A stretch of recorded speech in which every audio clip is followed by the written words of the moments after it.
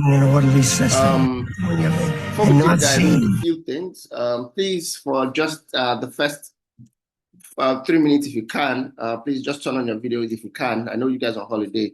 Let me just know who are the people here. Some of you are renaming. I don't want to assume that I know people here. That's one. Yes, you see, Madam Abiodun, Kekwano, Apawale, Arthur, Anthony. All right. So I need to do three things to for me before we kickstart. One is the turn on video. Just give a shout out. It's Christmas season. I had to cut off my quick vacation just to do this, right? The least you can do is at least let's just vibe.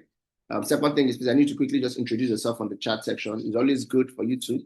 And then thirdly, I want you to also tell me what business problem you had this year. One tangible business problem you had this year that you hope you will stop next year. One business challenge you had, something in your business, maybe people problem, execution excellence problem, finance problem, branding problem, repositioning problem, marketing problem. See, there are too many problems in business. So hopefully, if I have a bit of time in the last 10 minutes, I can just randomly pick some of the problems and see how we can solve it. Why today is not your regular sessions that we have. Today is on economics. So if you don't like economics and numbers, I'm not sure how you're going to survive this. Gigi, please, can you help me get a flip chart and board to my office, please? Let's do a bit of writing today. Right. So I'm going to give everybody 1 minute to quickly introduce themselves, your name and what you do. Please, Gigi and Co. You have the right to remove anybody that doesn't introduce himself. No ghost allowed in our session. We want to know who we're dealing with. Your name, what you do, right? And one business challenge that you had this year. Except you're telling me that your business was perfect this year, then why are you here, right? So that's really one of the most important things. Your name, what you do, and what business challenge you hope you won't get into next year with, and then we can look at them and try to solve it. So that's one of the things. And secondly is if you feel like you have somebody you want to share this, it's going to be explosive, it's going to be really expository in terms of insights, right? We're talking data, we're talking macroeconomics today, we're talking rebasing GDP, we're talking about IMF projections of our growth rate, national growth rate, global growth rate, and comparing different continents. We're also going to talk about interest rates and banking. We're going to talk about investment, stocks, bonds, treasury bills. We're going to also talk about unemployment rates, inflation rates, and all that, right? And at the end of the day, we're going to see how all these data and the projections all get into the assumptions that the Nigerian government has done. I think 2 weeks ago, Bola Tinubu was in the Senate to present the 2026 bill. I think it came a bit late. Last year, it came a bit earlier.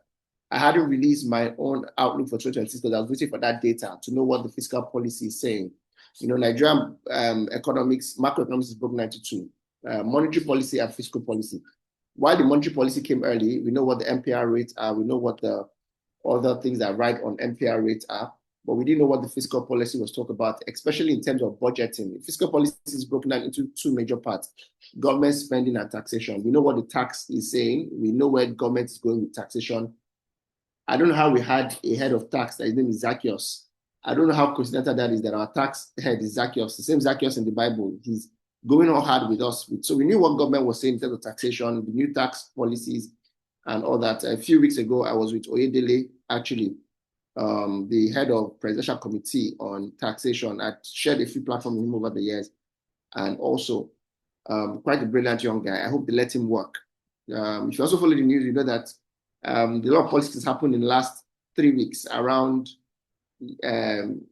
Wale Edun, Minister of Finance. A few powers have been stripped off from him and given to the finance minister. We want to see the impact of that. Of course, we ended the year with our 2025 December intervention, federal government inspired bombing, or federal government monitored and partnered bombing of Sokoto by the US government. We're going to look at how that impacts certain parameters.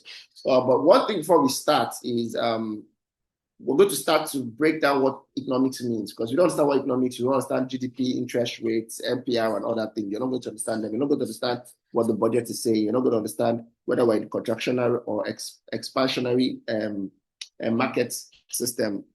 So one of the things you're going to do for me is, one, introduce yourself, your name, what you do, and one business challenge you had. Two is you have the right and the permission, and I'll strongly suggest that you share this link with your community, maybe your team, your colleagues, that's your team and your colleagues, your partners in business, right? Co-founder, corporate board members, or even your customers. Everybody's life is defined by macroeconomics. Say you're not interested in macroeconomics or not interested in politics, it's like being in a water, being in a pool or in an ocean, and you're drowning, and you say you're not interested in swimming. I'll say that again. Say you're not interested in politics or macroeconomics of your country. It's like saying that you're inside water, you're drowning, and you say you're not interested in swimming, right? It's not a choice, it's a survival instinct, right? So we're going to look at that and see how best we can navigate that. So I'm going to give us 1 minute to share the link. I want us to hit the magic number 60 before we start. We're already at 53.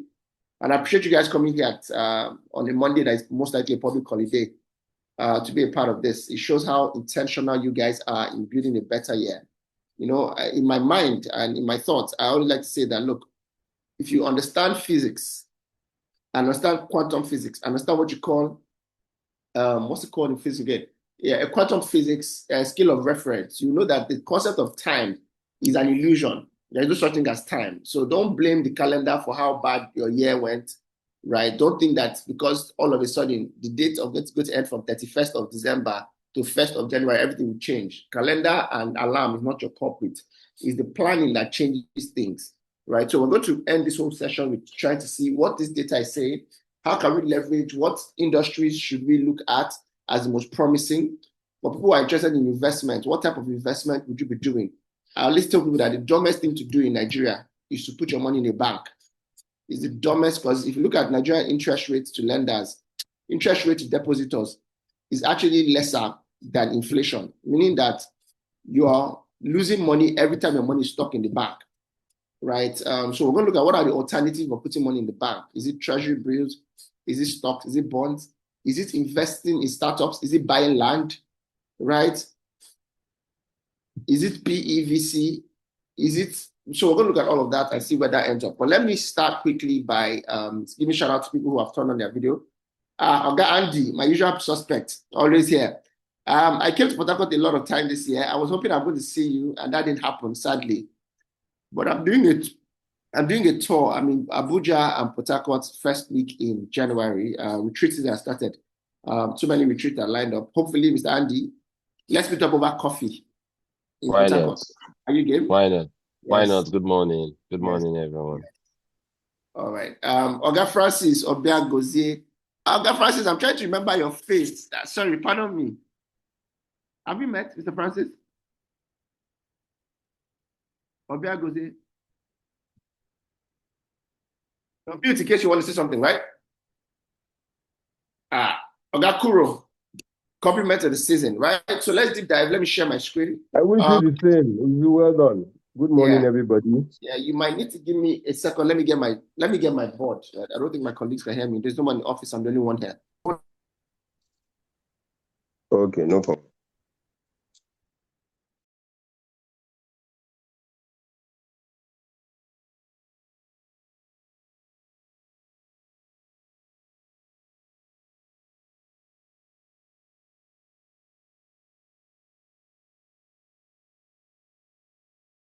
Right. Can you guys see my board? Please confirm you can see my board and confirm what you can see. If anybody can see my board, please confirm what you can see.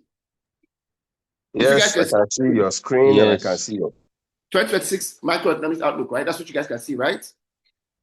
But Yes, it's gone yes. off now. It was It's there for gone. a bit. I can see it.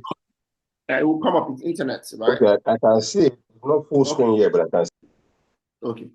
So let me start with the boring parts, explaining what economics is. I've spent the last 10 years regular on Arise News discussing economics.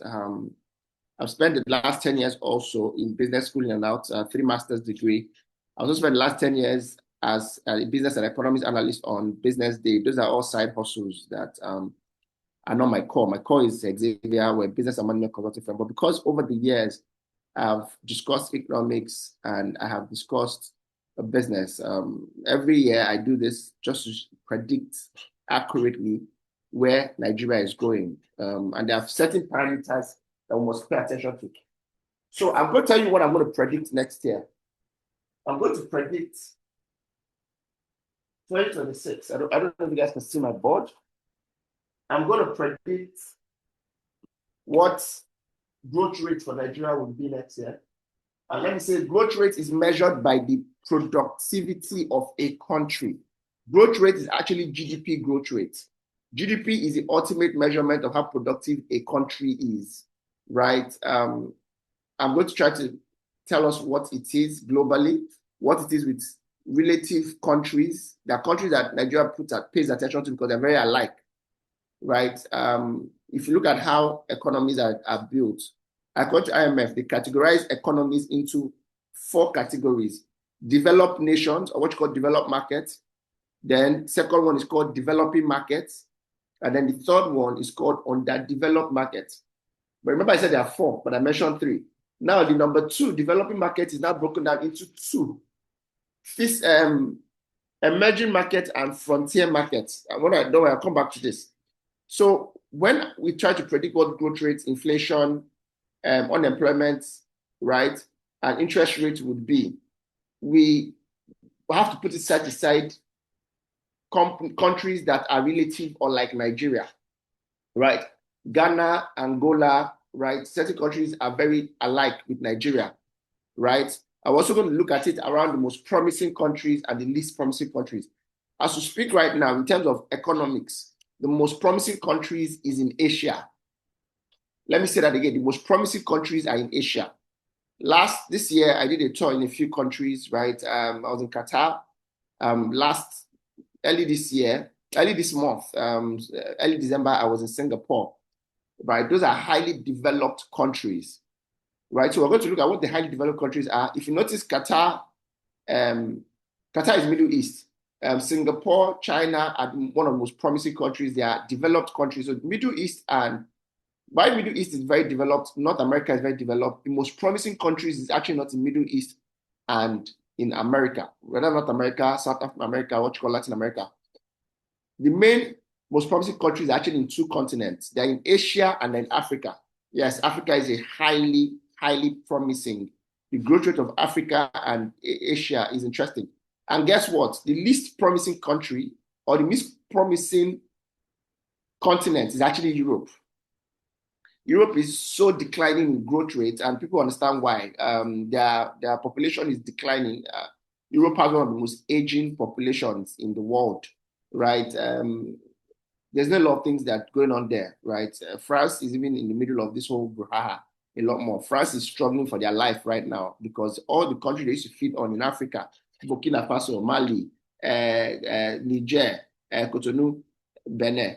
If you notice, all of those countries are revolting against their colonial masters, which is really where they used to feed on, right?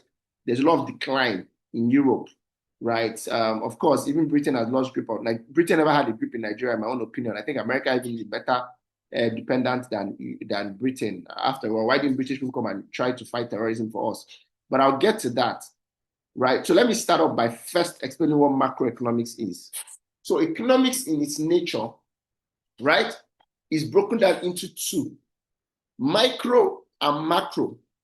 We're going to keep micro aside and we're going to deal with macro. Now, what is micro and what is macro? Micro means economy of individual and business. We'll keep it to the side and we'll come back to it after we explain the first one, which is macro. Now, macro is economy of nations. So before you look at what you want to do for your business and for yourself, you have to first of all understand what the country and where the country is going to, because you cannot build anything in isolation. Let me give you a good example. No matter how much you have planned the year, if there's a civil war right now, your year is destabilized. If there is a pandemic right now, we saw what happened with COVID. 2020, everybody entered 2020 with this is my year of this, this is my year of that. Up and down, there was everybody was flying with predictions. Our prophets and our pastors were having a field time explaining how this year will be a great year. Then January and February happened. There was COVID. Wuhan in China showed us the virus. I don't know why they never called it Chinese virus, but it was a Chinese virus. Since they called 100 years ago, they called that one Spanish virus. But it explains how we are not the determinant of our fate to a very large extent. There are other things that determine our fate. So I've explained what microeconomics is. That's what macroeconomics is. Now I'm going to isolate macro. I'm going to explain macroeconomics. Now, if you understand macroeconomics, there are certain factors you must understand in macroeconomics. The first factor you must understand in macroeconomics is what you call productivity / GDP / growth rates. And I'm putting them all as one. So you must understand this concept first. Productivity is sum total, right, of all the activities, productive and economic activity happening in a country. I think there's a formula for it: C plus I plus M plus C plus I plus M X minus E or something like that, right?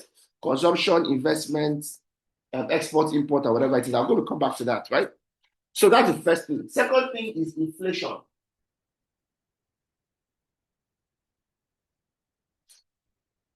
Third thing is unemployment. And fourth thing is interest rates. Now, I hope I've not lost anybody. I'm going to pause at different intervals and I'm going to ask people to ask me questions. So the first thing I've explained is economics is broken into two, micro and macro. Micro is not why we're here. We're going to end up there because that's the economy of you and your business. But before we talk about you and your business, let's talk about the economy of the world and the economy of Nigeria. Because the economy of the world affects the economy of Nigeria. Let me give you a good example. 90% of Nigeria's revenue is from oil. Oil today is selling at, is this 70 something barrel, 70 something dollars, 60 to 70 something dollar per barrel. Now, that's healthy. But if today, as we speak, America decides to bomb Iran, right? What will happen is that dollar will go, barrel for oil in Nigeria will go high. Can anybody tell me why barrel of oil will go high? Can anybody try? Can anybody mute and tell me why? If now America bombs Iran today, or America decides to bomb Iran, yes, let's use Iran, or Saudi Arabia, which is very unlikely. Saudi Arabia and America are allies. But let me assume that something goes wrong today, right? Donald Trump decides to kill Muslims in America. I'm just using an example. And Saudi Arabia pulls out from being an ally. Can anybody tell me what the impact of that will be in Nigeria? Can anybody tell me?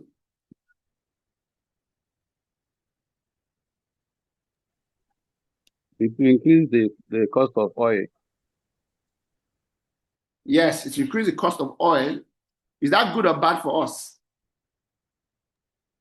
It's good for us. Yes, absolutely good for us. It will also increase the demand for oil. So price will increase, demand will increase because certain countries will stop buying. There was a huge explosion of wealth and prosperity during Shagari's era. I wasn't even born then. But people forget that the reason why Shagari's era was very prosperous is not because Shagari was a very good president. People keep saying like it was. I remember there was a conversation, the late Sound Sultan of blessed memory, there was a song he sang that said, we dey enjoy when Shagari dey reign. Now we no fit shag Gari again. I love the wordplay, right? But it gave an impression that Shagari's government was so good. We dey enjoy when Shagari dey reign, but now we no fit shag Gari again. Even during Gowon, apart from the civil war that happened, right? Gowon's era was very prosperous. Now, what people forget is not that they were very good leaders. It was the fact that there was a war globally that made the world turn to Africa and to Nigeria for oil production. Now, what am I driving at? I'm trying to show you the impact of world politics and world economy to the growth, right? All of a sudden, you're going to have barrel per oil move from maybe $67 per barrel to maybe 90-something barrel per dollar. What that means is that majority of the money from our budget that Nigeria was going to borrow, we will not borrow because I have enough money, right? That means that with that, inflation will drop because there's a large inflow of dollar into Nigeria by them buying more oil. Inflation will drop, right? You guys see how it works? Because inflation will drop, dollar will go down, naira will go up. Good news, right? But we can look at the opposite of it, right? What happens if all the wars end, including Ukraine and Russia, right? The world will go back to buying oil from Russia a lot more. If that happens, Nigeria oil will be reduced, the production capacity will be reduced, the demand in pricing will be reduced. So you can see how this whole thing works. But don't worry, stay with me. I will break it down in bits. So let's get back to what we're going to. So when it comes to macroeconomics, there are 4 variables you must pay attention to. Productivity of a country, 1. Inflation of a country, 2. Unemployment rate of a country, 3. And interest rate of a country, 4. Now, for you to understand how these 4 things are manipulated, you must understand the policies that drive economies of a country. According to Nigeria, the policies that drive the economy of a country, please, can you guys confirm what you can see on your screen? Are you guys still seeing my slide? Yeah, we're still seeing the slide. For you to understand these 4 things, you must understand 2 policies. We call it fiscal policy and monetary policy. And I'm going to explain fiscal policy and monetary policy of Nigeria. But first, let's go back to the world, because we are moving from the world to Nigeria, from Nigeria to your business, and from your business to you. Pay attention to the dynamics of the trajectory of this conversation. 1, we're starting with the world. Where is the world? Where is the world right now?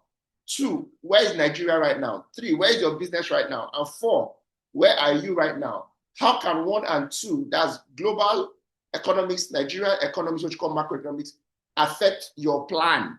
And how can you ride the tide, right? And not go against the tide. You see, you don't go against the tide, right? You ride with the tide, right? So look at what the world is saying right now.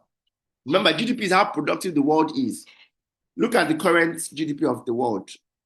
The blue one represents the past. The green one is a bar chart, right? What do you call this bar chart again? Multiple Gantt chart, right? This is called the multiple bar chart, right? Yes. The blue one represents the past. The green one represents now and the future. If you look at it, you see that South Asia, Southeastern Asia are the most promising countries, right? If you look at developing countries, Nigeria actually is under developing countries. See that Nigeria is very promising, right? Let's look at what the GDP of the world is saying. Last year, I did this session around December and January, and I predicted accurately what it ended up as. And it wasn't because I'm a prophet, it was because I was looking at data. So here's the thing, the world is growing at a 3.0 growth rate. The world is growing at a 3.0 growth rate, right? That's productivity growth rate. Oh, okay, who's there? Okay, the world is growing at, sorry guys, my family. I haven't seen the world. How you doing? Sorry, I'm in the Zoom session, live Zoom session. How you guys doing?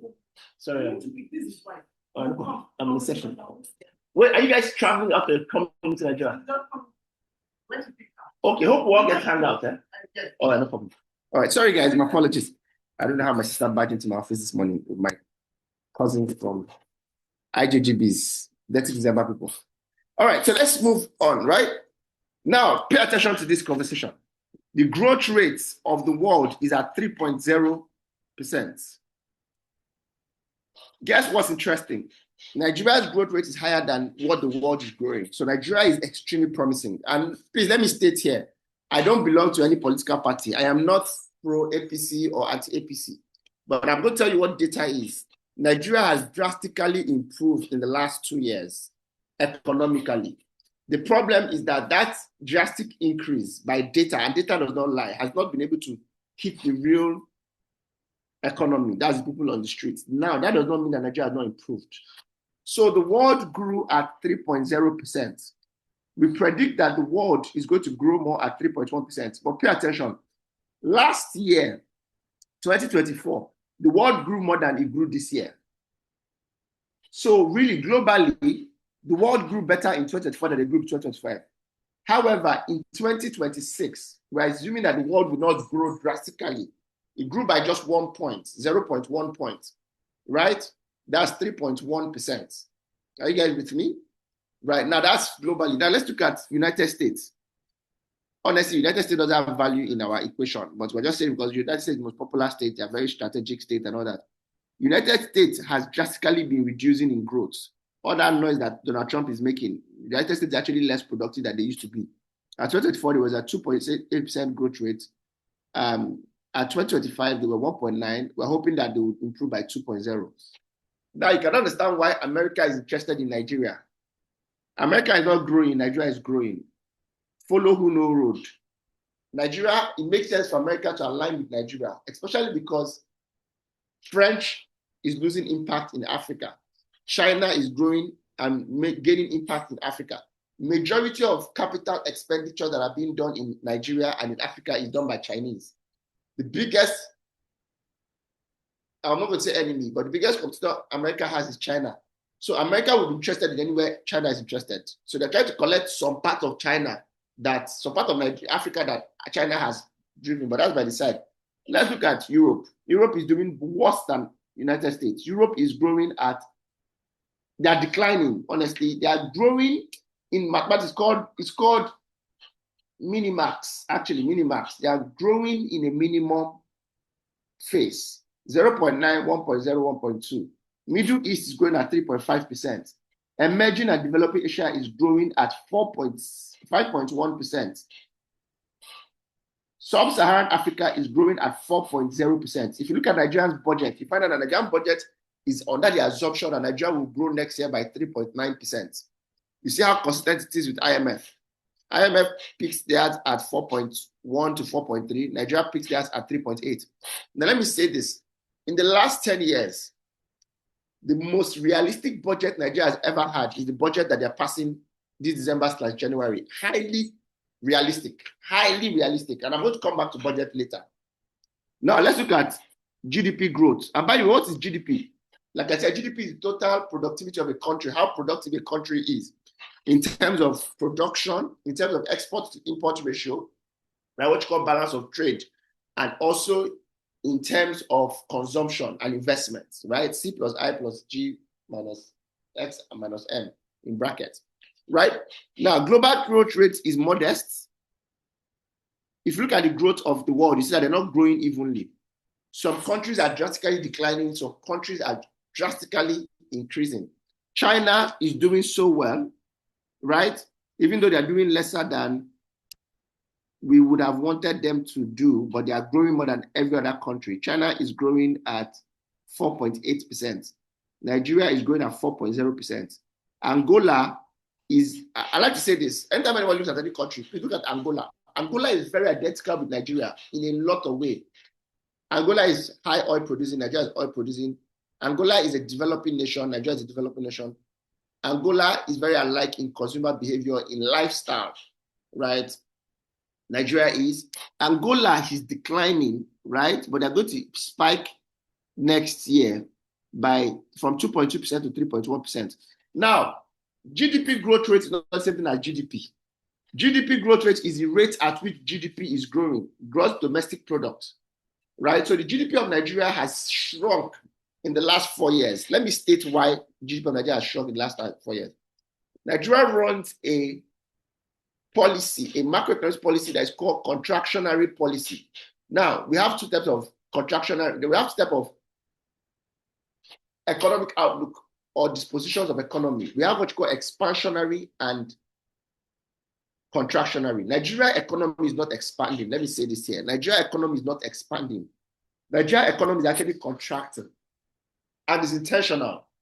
The reason why economy is contracting is two things. We rebased our economy, our GDP. We rebased it. It used to be 500 something billion. Now it's about 200 something billion. But people forget that the reason for that is because the GDP is measured in dollars. And you know that the dollar fell by almost, the naira fell, sorry, not the dollar rose and the naira fell, right? So when Nigerian GDP was high was when dollar was 400. By the time dollar has moved to 1,000 something, what has happened is that our rebasing and our inflation rose drastically. I'll come back to inflation later. Inflation rose, and when inflation rises, what the government does when inflation rises is that the government fights inflation with interest rates. Now, inflation and interest rates are inversely proportional, meaning that the higher the inflation rate, the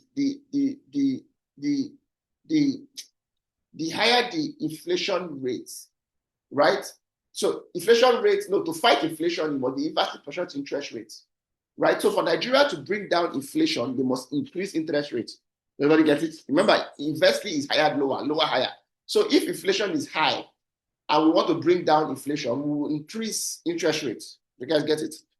So that's why interest rate is so high in Nigeria. Interest rate in Nigeria right now is about 28%, which makes it absolutely stupid and useless of you to go and collect a loan in a Nigerian bank, except if your business is very healthy. Let me state this, one of the dumbest thing anybody can do in Nigeria is to go and collect loan to start a business in Nigeria. Loans favor only big businesses in Nigeria, bank loans. So we have alternatives, which is now getting loans from family and friends or from foreign direct investors. We're going to get there later. Don't worry, I'm all over the place, but we'll start to make sense. But please be writing down these things. I'm going to pause to ask questions. So let's continue with our correction. Angola is going to grow at 3.1. Nigeria is going to grow at 3.8. So Nigeria is more promising than Angola. Egypt is going to grow at 4.8. Egypt is more promising than Nigeria. Ghana has had an amazing year. When people start to argue about Ghana and Nigeria, I always tell people that I hope you know that it's only jollof rice. I used to argue Ghana, and I was in Ghana early this year.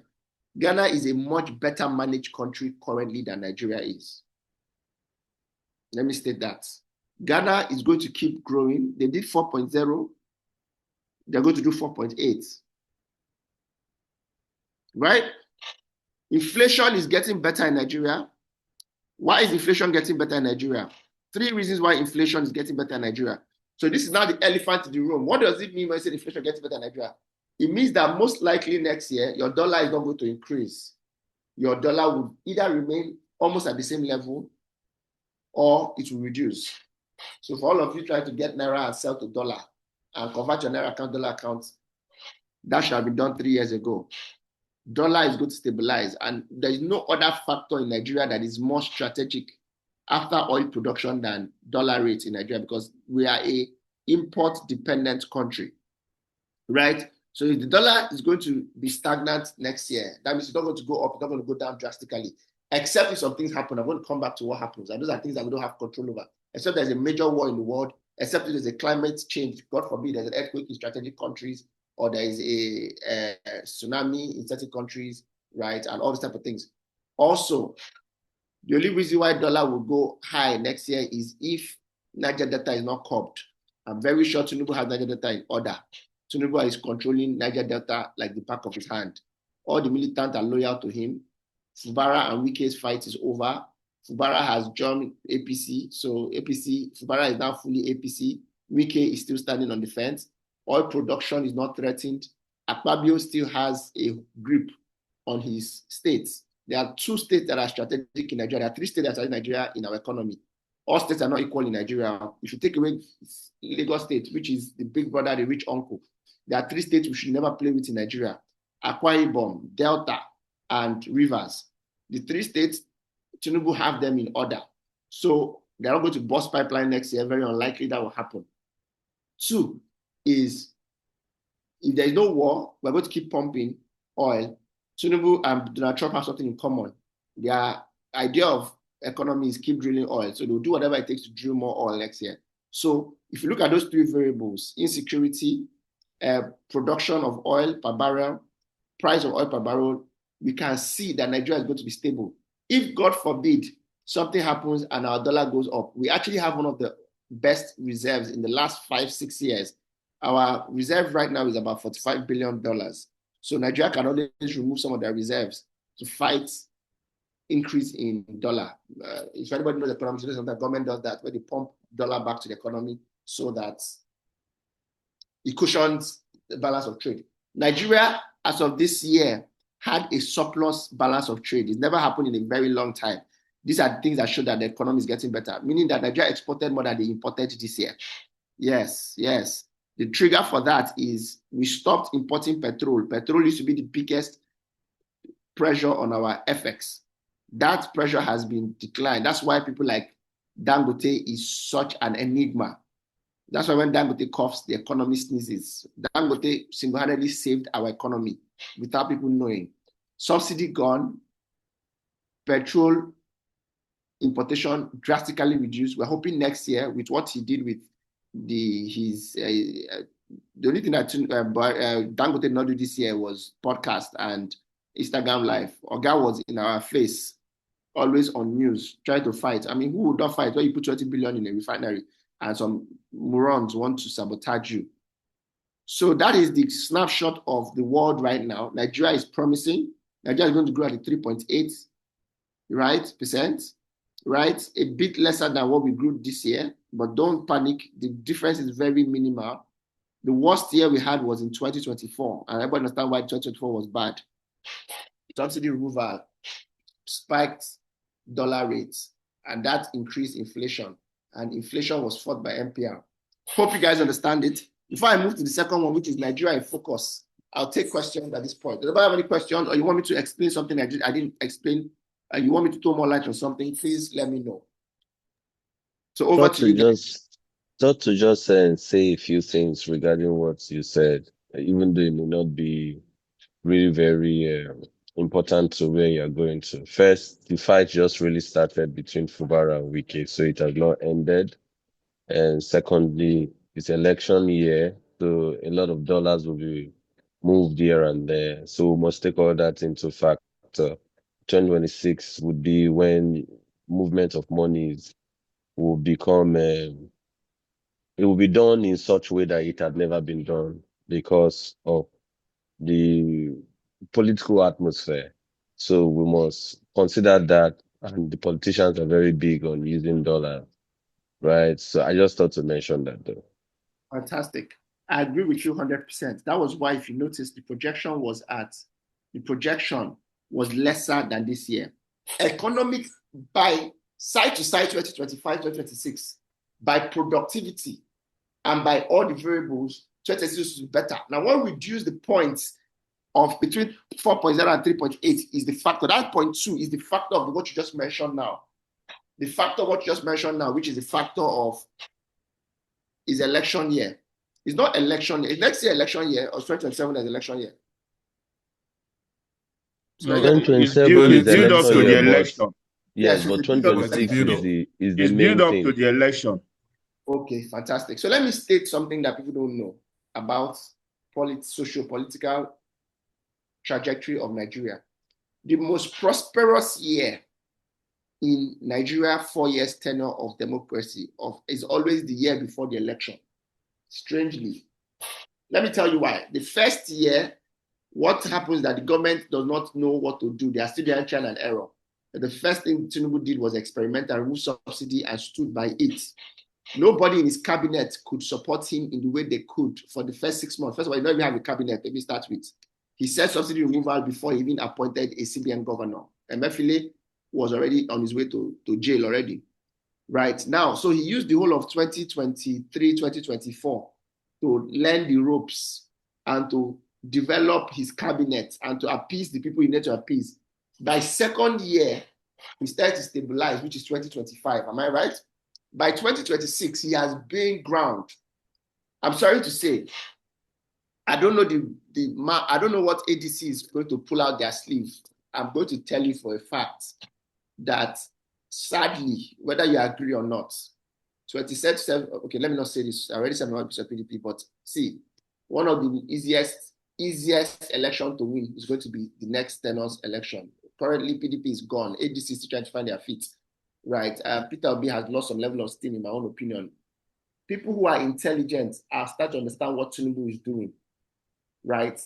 Masses do not. I think that the economy of the masses will get better.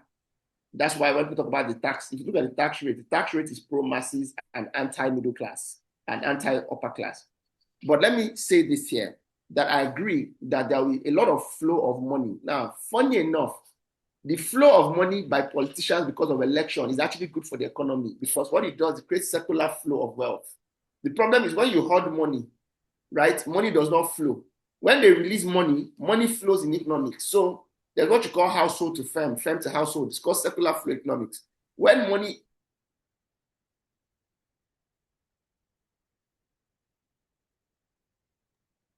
So, Eizu, we can't hear you anymore.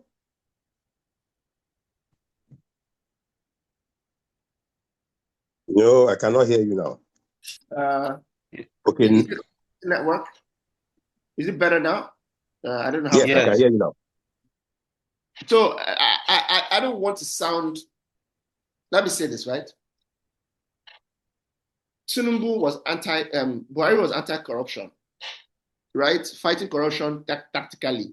Tinubu is fighting corruption strategically. That's by the side. Let me not act like Tinubu saying me to have control here. But when money is released for election, it oils the economy. So let me give you a very practical example. One politician that has been broke from 2023 to 2025, all of a sudden they are sharing money for election.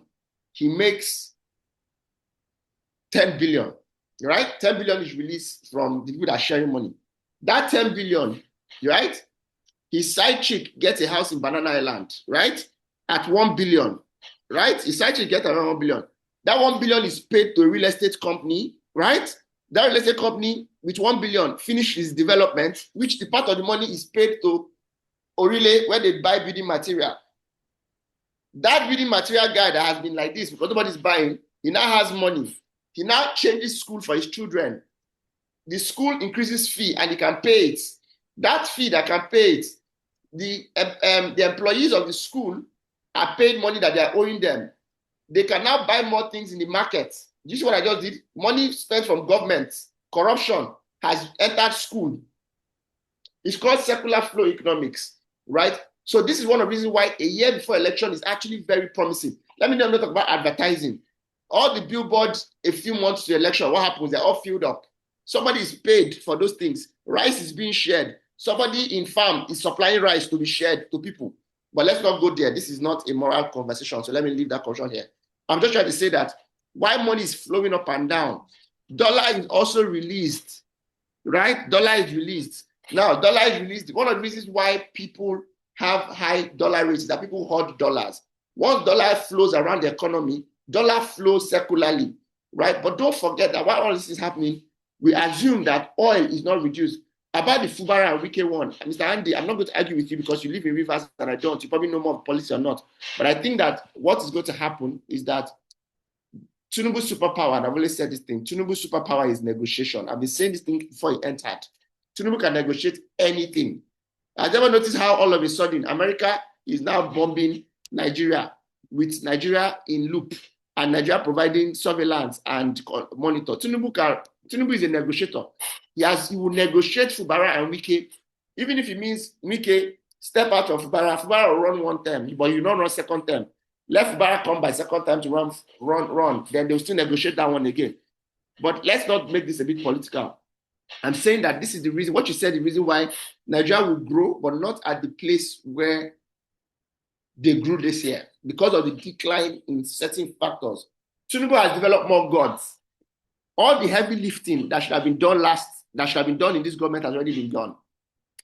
It was of recent that what Paul Adefarasi said that was anti-P2B is now that it starts to make sense.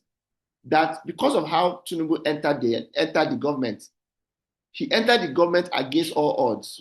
Whether you vote him or not, sharp president, he did a lot of heavy lifting. He was blunt and direct with the things that he did. There are about 5 things that Tinubu got right, but I bet you that, okay, let me not sound, I don't want to mention it, but I bet you that if Peter Obi had done them, people would have revolted because Peter Obi was a good guy. Everybody already knows. The good advantage of being a bad guy is that people already expect you to do bad things, if you know what I mean. Right? So let me tell you some of the strategic things that happened this year. Subsidy removal, last 2 years, Subsidy removal. 2, exchange rate unification. Right? All these 3 exchange rates. One for importers from North, another one from, that was stop. Electoral is not being reformed. It's 11 o'clock. It's making progress. We have a new INEC chairman. Tax reform, that one has been completed from January 1st. Tax, I'll go talk about tax when we have time. Then pension reform, that is amazing. Now people can plan long term. Exit from FATF grey list. FATF grey list is an international ranking system that takes Nigeria out of a list that had us there as one of the most corrupt countries, as one of the countries with high money laundering, as one of the countries that fund terrorism. All those things are reduced. So there's better confidence, right, in Nigeria. Our GDP grew at 3.5 to 3.8% above global average. Oil productive increased from the usual 1.2, 1.3 million barrel per day to 1.7 million barrel per day, even though it's capped, right? Our non-oil sectors did very well this year. ICT, finance, construction, right? Then bank capitalization is going on. Banks are being acquired by banks. In Hexavia, we're currently working on 2 projects, a bit confidential, but early next year, please expect 2 banks to be bought over by another bank. We're working with an investment bank in terms of sorting this thing out internally. It was one of the major things the last quarter, right? So these are the things that has happened in the last few years. All right, so there's another question. I just say that. So Andy, you're very right, but by secular flow of economics, those risks sometimes are not that bad. Does anybody have any questions on anything? So we can move to Nigeria. Talk about. Sorry, hello, Mr. Eizu. Yes, My name is Emmanuel. Sorry, I've been on transit. I couldn't. I just tried to settle down. I appreciate what you have said, and because you touched politics a little, one thing that I can assure you, I know you may have captured it, is that corruption can disrupt anything more than any other thing. Yes. And corruption will enter another level in 2026. I can assure you. So when we are measuring Nigeria against all these other nations, we must note the dimension of corruption, which Tinubu is the head of it. I am sorry, since we have entered politics, I can say that corruption disrupts anything. It turns things upside down. If you are talking about transportation in Abuja, Nigeria, where I live, spend billions to do bus stops where there are no buses. That's corruption, because somebody needed to get that contract immediately. Yes, you say they can give 10 billion, it spreads down to the person in Orile, but at the same time, that 10 billion can be taken outside Nigeria to go and build something somewhere, and it doesn't flow. Corruption does not allow things to really flow. So when they share 10 billion for corrupt politicians, it doesn't mean it will flow. I appreciate the MP, but I just felt I should touch this, that we must put corruption as number one thing that turns things in another way in our nation. Thank you. I appreciate what you have been saying. All right. I made a mistake, and I shouldn't have neared politics, because politics and religion is something that wise people stay away from, because it never has an end. So let me take that back. But let me state something here. And sorry, pardon me, I'm still on a lot of data. Nigeria's biggest problem in Nigeria is not corruption. It's actually number 2. Nigeria's biggest problem is mediocrity. Number 1, corruption, number 2. Right? Now, what is happening is that Nigeria is not getting less corrupt, but Nigeria is getting more excellent. You had a president before Tinubu who was not, in quote, corrupt, at least not compared to Tinubu. Everybody will agree with me, but he was a mediocre. I'm sorry to say, Buhari was one of the worst things that happened to Nigeria in the last 20 years. Somebody who cannot sit down and read stuff and drive things, toothpick in his mouth. In the last 100 years, as a matter of fact. I'm sorry to say. Now, Tinubu is not a least corrupt person, but because he understands excellence. Compare Cardoso, CBN governor, and Emefiele. Just compare. Please don't compare. Who is better? I thought we shouldn't even compare. Emefiele is a bank. So you understand is what happens when mediocre. See, let me tell you the problem with mediocre. Let me say this. I didn't want to go into this in business.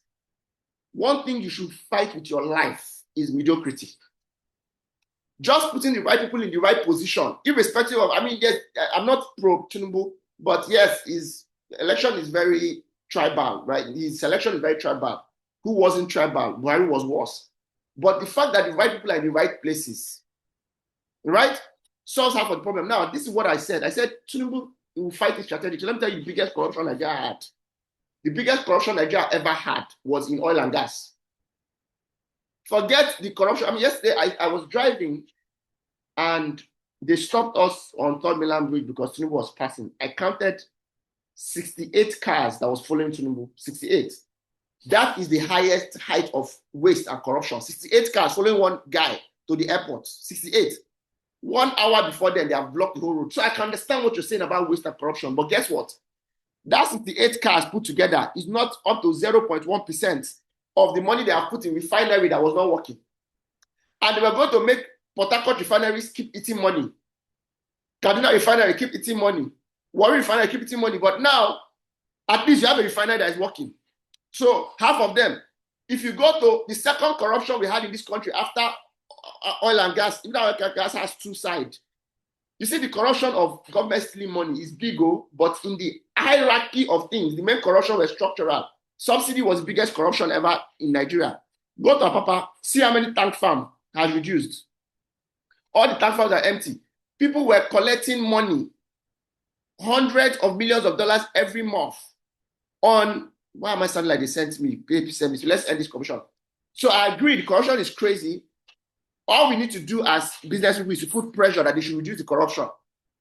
But the corruption is structural. See, another corruption we have in Nigeria is taxation. Our fiscal policy. So I remember I told you that this is the first time our budget is realistic.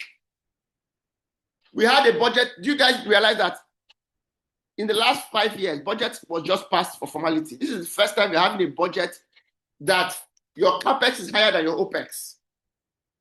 Meaning that the majority of things that made our budget this year is twice the price of the budget last year, twice the cost. I think budget last year was 27 trillion naira was 2025 budget. 2026 budget is 58 trillion, double 2025, and double the two put together, 2025. However, look at the budget. Right? But let's leave that corruption. Let's get back to work. Because in the book, 7 Habits of Highly Effective People, Steve Covey talked about a concept I need to introduce here. He says that there are 2 concerns in a human being's life. Right? There are 2 things you should be concerned with. 2 circles you should be concerned with. 1, circle of influence versus circle of concern. Circle of concerns are the things that are happening that you don't have control over. Circle of influence are things happening that you have control over. That wisdom is paying attention to the one you have control over, which is circle of influence and not circle of concern. Sorry to say, corruption problem in Nigeria right now is a circle of concern, not circle of influence. None of us here can solve corruption problem, except if we put pressure on ADC. Because one problem we have in Nigeria is that this is the first time Nigeria doesn't have an opposition. PDP is dead, buried. ADC is trying to find its feet. It's those people that will put the pressure because there's, and media has been bought. Media is for sale in Nigeria. But once again, corruption is a real problem. That's why I said policies that drive the world and the economy is fiscal and monetary policy. Can you remember what I said monetary policy is? Monetary policy is the policy of interest rates and banking, CBN. Fiscal policy is policy of taxation and government spending. So government spending is where the problem is. That's where corruption happens. Government spending is what corruption happens. So let me tell you guys what's happening behind the scene. By the virtue of what I do, I'm close to at least 3 sitting governors and maybe 5 non-sitting former governors. I can tell you the amount of governors that are refunding money in EFCC that nobody's talking about. Right? How Emefiele, the amount of money Emefiele has removed. So structurally, there are some people who don't talk, they get things done. But the problem is those who get things done, they're hypocrites. I'm sorry to say, I agree with you that this current APC government is a highly corrupt government. But if you compare it with the last one, right, the corruption is a different trajectory of it. But let's move on, right? Can we move on, guys? Now let's look at, I'm not sure we can cover this thing with this corruption that we just entered now, but let's go. Let me go back, share my screen. Let's look at tax reforms. So let's now look at, this is what I said, these are the things that made Nigeria make progress. GDP growth at 3.8%, oil production at 1.6 to 1.7 million barrels per day. Let's hope that it hits 2 million barrels per day. Last year, our budget was pegged at 2.4 million barrels per day, highly unrealistic. This year, the barrel per production of our budget is pegged at 1.8. I think yes, 1.8, which is more realistic because we are close to it, right? Capital inflow has become very good. And let me state what's happened in the last few years. In the last 10 years, Nigeria, actually, since Nigeria started, our stock markets, NSE, NGX, Nigerian Stock Exchange, right, has the highest all-time high of our stock price and our stock market. I'm not sure how to advise people on this because it would have been best to put your money in stock 2 years ago. Right now, we did well with stock markets. Now, that's not good. Let me tell you what happened why our stock market blew. Because MPR was high, people were not putting money in bank. They were putting money in stock. Do you guys get it? Right? People are not putting money in bank. I would advise, don't put your money in bank next year. Put your money in alternative. Is it better to put your money in bonds and treasury bills, right? I'll be biased, but this is what I think. Somebody came to my house this morning. I was asking me, Eizu, what do you put your most money in? I said, I cannot advise you what I put my most money on because we are different. So what do you put your money on? I said, I put my most money on startups. Anybody can understand why, right? I'm a startup consultant. I've walked this road for 14 years. I can tell you a business that is doing well or not. So let me give an example. 3 years ago, I put my money in a business, right? My wife's business. I just realized that we've done 10 times that money in 1 year. There is no money, there's no stock that grew 10 times more, right? We went from 1 outlet 3 years ago to 11 outlets, right? Hopefully, Ife is here. Me and Ife is going to partnership to start our first food outlet in Port Harcourt by January, February. Ife, please remind me, I finally got the quotation for the equipment. We've already paid for the rent. Now, that's my own advice. If you don't know enough about startup consulting and management consulting, it's like a mechanic that buys a bad car. If you see a mechanic that buys a bad car, don't go and follow and go and buy bad car from mechanic because mechanic bought bad car. Mechanic knows how to fix bad car. Everybody gets my logic, right? Right. So that's important. Please, you guys are following me. Please say something nice. Let me know. I'm not talking to myself. Right. So here are the things that has happened in our tax. So the biggest problem, the biggest shift for next year is tax reforms. So let's look at what the tax reforms is saying. So the first thing that happened in tax reform, I don't want to tell you guys tax, too many people are talking about taxation, but this is what has happened with tax. First of all, we had multiple taxations around ITF, CWES. There were so many tax things. So they put all those tax. I think people don't know that every government, every establishment that pays tax actually pays a percentage of their tax to ITF, one of the most corrupt institutions in Nigeria, ITF. Now, ITF, education tax, this one tax, they've all combined them and called them development tax, strategic. 2 was multinationals were not paying a lot of tax. Now, multinationals must pay tax that is not above, that's not below 15%. Third thing was everybody was paying tax. Well, everybody that pays tax was paying tax, but there were people that were paying tax that had no business paying tax. SMEs. Now, if you're doing less than 100 million a year, you don't pay tax. I don't want to teach you people bad thing, but let me teach you small bad thing. If you know you are making 170 million a year, please go open 2 accounts, 2 companies, so that you can share it 75. You guys get it? If you're making 150 million naira a year, you pay tax. Please, you can open 2 accounts, 2 bank, not 2 bank, 2 companies, and make 175, make 175. As long as you don't hit 100 million, you will not pay tax. I'm not sure this is morally right, but there's something called tax avoidance and there's something called tax evasion. I'm telling you, tax evasion is illegal, tax avoidance is genius, right? Then households that are small, poor people should not pay income tax. If you make less than 100 million naira a month, sorry, not 100 million a month. If you make, not sure what the amount is now, but poor people within a particular threshold cannot. Now, they created penalty for non-compliance. Now, by default, federal government to collect their money. What I'm not sure is how whether FRS has the technology to chase people or the people to chase people, because you need people to chase people. All this one that they be knocking from door to door, FRS, looking at your billboard before they give you tax. I don't know if they have the apparatus. That's my fear.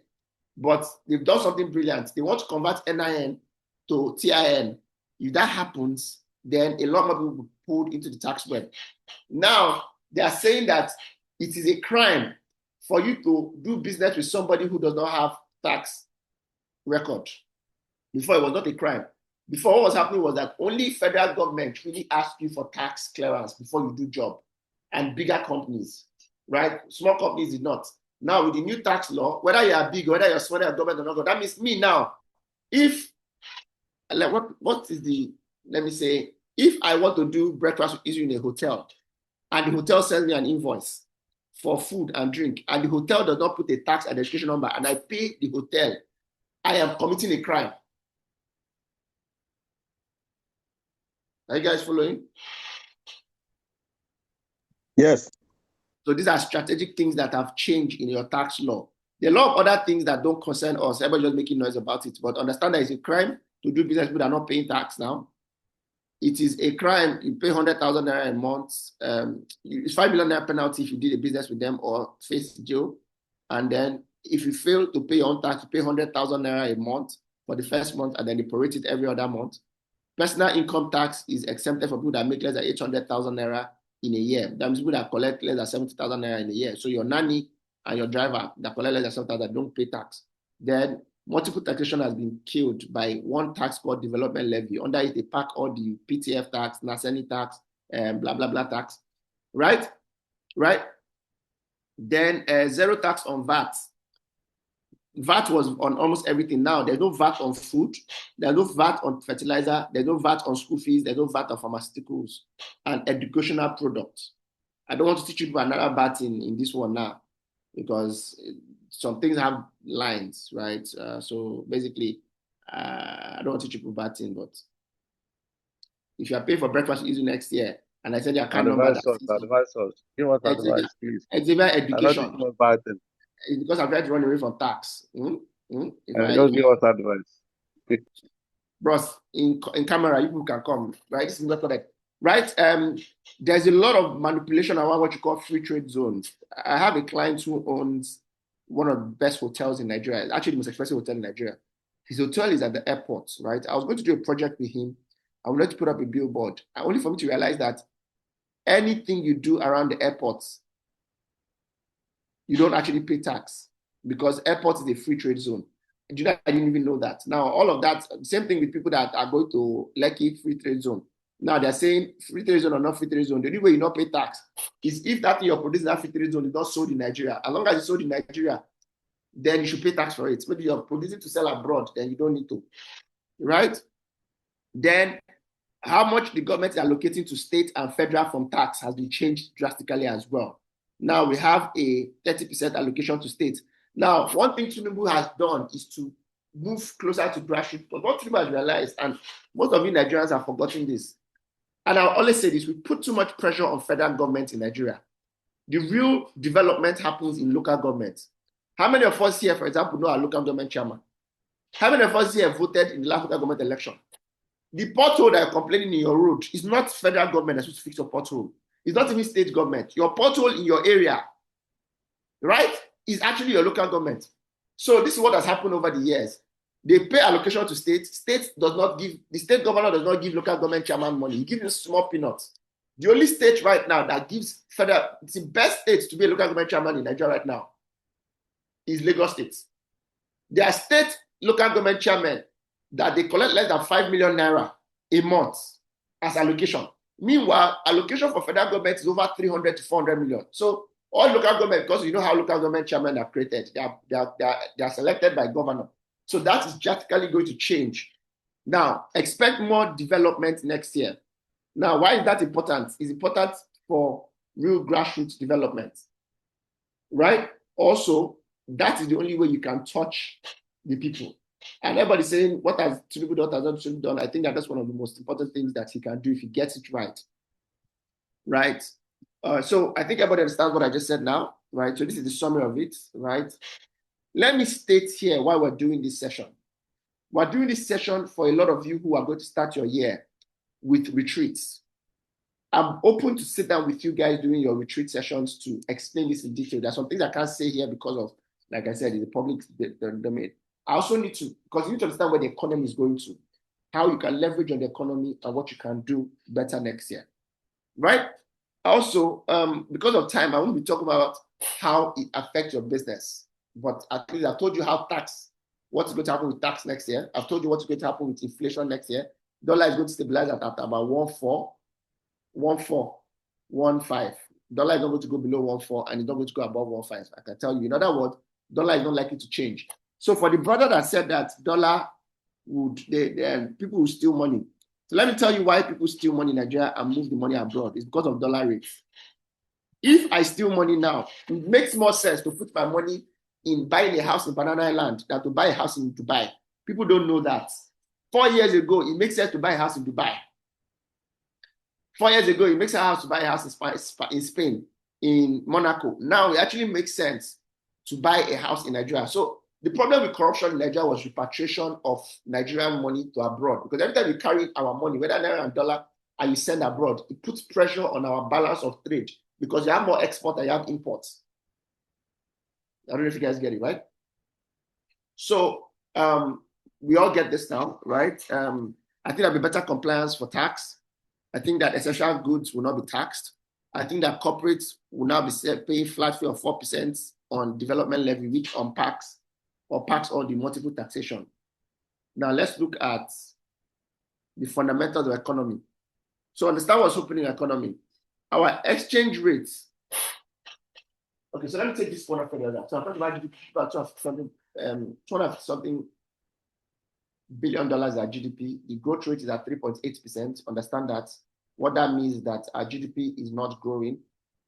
It is growing, but not exponentially growing, right? It is growing, but the GDP is growing, but the economy is contracting. And let me say this, contracting economy does not necessarily mean it's a bad thing, right? Because it's still growing, but at a low rate. If it declines by 3 quarters, you have a recession. Recession is when your GDP contracts in 3 subsequent quarters, which is not the case, right?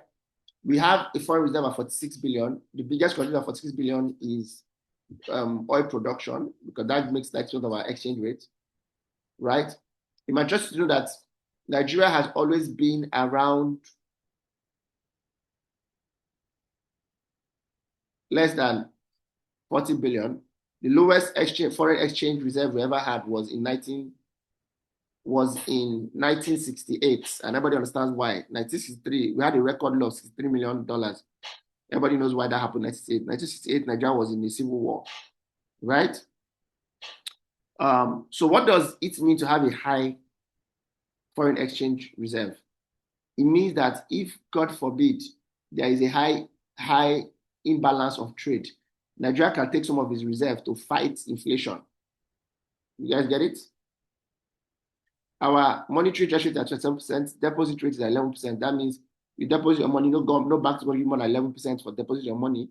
Meanwhile, inflation is at 14 to 16%. So absolute bad idea. Interest rate is at 27%. So that means nobody is going to borrow you, nobody's going to give you money in the bank above interest rate of 30%. So let me warn all of you here that used to go and do buyback with land, real estate people. One of the biggest Ponzi schemes in this country is real estate. I don't know why Tinubu has not looked at real estate. The biggest Ponzi. So let me state here, all of you that used to buy land that is 4 million naira. There is no land you bought in 4 million naira that in 10 years' time, especially for people that are living in Lagos and in Port Harcourt. So real estate people don't come from you. But you see all these people are buying land for 4 million naira. I can bet you in your lifetime, in 10 years' time, you'll not see your land to buy. Eizu, do you need a bottle of drink for this truth you just shared? This is what I've been telling them for the last 6 months, particularly in Port Harcourt. You go and buy land 4 million for 50 years, that place will not get developed. You need a bottle of drink, I will send to you. My political connect come from me. Majority of my clients are in real estate, but this is what I'm driving at. If you've been doing that business in real estate, please try to transit into real development. So I have a client who's done this thing for years, and I'm advising that, look, what you do before you bust, because this is how the stock market busted in 2008. You exit before you bust. You guys notice what happened this year? They dragged a lot of real estate companies, all of them. There's nobody, P1 was the biggest. What's that guy that was dragging people on social media? That guy actually has a point, but let me state here. Let me tell you the logic of it. The land that you bought 4 million does not have CFO to start with. It does not have CFO. If you don't have CFO, legally you don't have land with government. 2 is that a lot of those properties that they bought, the people that are run the real estate company know nothing about finance and accounting. Most of them will not even come for this training. So what they don't realize that most of those land you bought for 4 million, they bought it at 2 million from Amonine and sold at 4 million. Look like it's double the price, right? But let me tell you what's going to happen. In the next 4 years, those land they bought for 2 million that they expect that they sold at 4 million and made 100% profit. Let me tell you what's really going to happen. In the next 3 years, that land owner, that Omonile that sold his family land, that king that sold his family land, some of them have sold it to 3 other real estate companies. By the time you find out that the land that you bought from the Monile is not your land, you would have finished selling it to customers. For you to save face, you're going to buy back that land from another family. By the time you buy back that land from that family at 2.5, remember you bought at 2 million before. 2 million plus 2.5 is what? 4.5 million. How much did you say you sold it again? 4 million. You have already paid 20% commission to the realtors that sold for you, who will never give you their return back. Some of you are giving realtors 30% commission on land that did not buy for you or sell for you, that did not own. They just connected you a middleman. But let's not even shake that table too much before some of you will send rat poison to me. But let me state here where I'm going at. There is a better way to invest your money in 2026.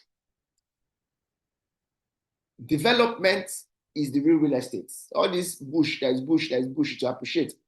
I personally have bought land as far back as 40 years ago. That land, I don't even bother to go there because myself, I know that I don't have land there again. Land that you bought at 1 million naira 10 years ago. That land, if you go there now, they said it's bush, it has developed. Except people are lucky. The guys who are in the free trade zone corridor, you guys, if you're in Ekpe, you guys know, all you real estate, you know what has happened in Ekpe in the last 2 years, 3 years, right? But let me leave that conversation. My commission here is very simple, right? I want us to be able to think strategically how we can optimize our business. Now, if you have any business here that has a gross profit margin above 60 to 70% and a net profit margin that is above 30%, carry that your money to put back in your business. Scale your business. A lot of you are taking money from your business to go and buy land for a business that is promising. Carry that money and put back in your business, except if your business is running at a loss. As long as your profit margin is higher than your inflation rate, put your money back in your business. Very technical, but you guys do not get it, right? This year alone, in one of my stock companies, I put money on buying machines and equipment. Money I would have used to put in fixed deposits. It's very important to understand this. Now, if you are going to invest in a startup, let me be honest with you. The ratio of possibility of a startup succeeding is 10%. So to every 10 startups you put your money in, there's only one that will make it. There's actually maths around it. 1:6:4:1. I mean, 1:6:3:1. Put your money in a startup, 10:6:3:1. It's mathematical, right? PE firms use this. 10:6:3:1. You guys see this math? If you add this, you give it 10. Am I right? 6 plus 3 plus 1, 10. This is what VCs and PEs use to put their money in startups. So you see, what's the biggest PE firm in the world? VC firm in the world? Y Combinator, right? Y Combinator gives 10 people money, knowing that out of that 10, 6 will never return that money. They run at a loss. 3 will return the money, and 1 will return the money 10 times more. So this 1 is what they're banking on to pay for the remaining 6. Do you guys get the logic? To spread your money in startups. I've always said something. The best investment you can do in Nigeria is in yourself. I'm not saying it because I'm a consultant. The money you give for training on your personal development is the best investment you can do, because you don't know what is happening. Use ignorance to go and kill the small money you have made. Right? All right, so I've given you guys some interesting hacks on where to put your money. Bonds and stocks, yes. Startups, yes. Real estate, yes, if it's in real life real estate, not this cashback of 40%, 50%. Let me tell you the truth. Anybody that is giving you interest rate of 50% on your money is running a Ponzi. He just doesn't, the person might not even know it yet. He might not even know it yet. He's running a Ponzi. MPR is 27%. So where are they getting the extra 20, 30%? All they need to do to kill that Ponzi, and this is what NSE and SEC is doing now. If they come for you, they freeze your account, you cannot pay back the money. What these guys are doing is that they're taking the money from the new people to pay the old people. And that's standard Ponzi scheme, right? Okay, so any questions at this point before we move to other things? Please, I have a question. Yes, sir. Okay, you advise those in real estate to go into proper development instead of maybe things like land banking and stuff. And then at one point, you also discussed about the very, very high interest rate which makes it difficult for business people to access loan. So as a developer, how do you balance it? Because it's very, very difficult for a developer to raise money to do proper development on his own. That is why you see some of our colleagues, they prefer to do what they call land banking, site and services and stuff like that. Please, I want you to throw more light on this.